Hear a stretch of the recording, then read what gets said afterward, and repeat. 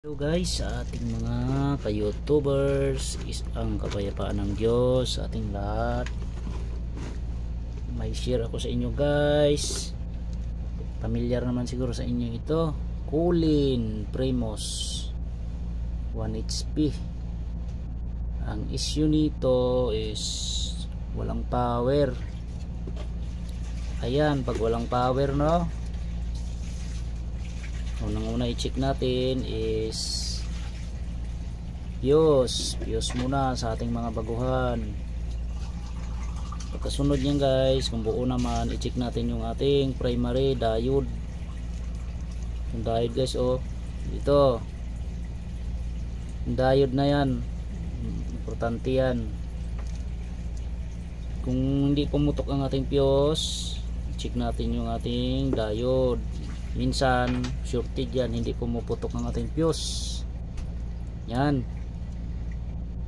Tapos pag na-check nyo yan, good guys, mag-check kayo dito sa ating power IC, ito or itong mga diode dito guys, sa power supply nya, check nyo yan.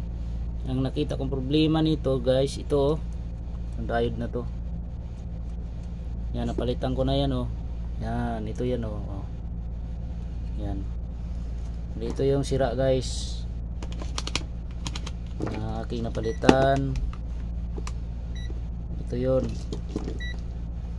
o, tingnan nyo guys, o, diode, tingnan nyo ha. Ayan guys, o, nagbabaser na siya kahit baliktaran. Yan, yan lang yung ano guys, basic nating i-check para sa mga baguhan lang ito guys. Sana may natutunan kayo. I-testing natin ha kung mag-una siya, magbabaser. Yan, ayan guys, oh, narinig nyo na guys, nag-click ang kanyang relay. Yan, oh, okay na guys. Kung bago ka pa sa aking channel, isang like naman dyan, pag-subscribe na rin ang aking channel, at share nyo na rin guys. Kung may mga tanong kayo guys, comment na rin kayo. Salamat sa Diyos, sa ating lahat.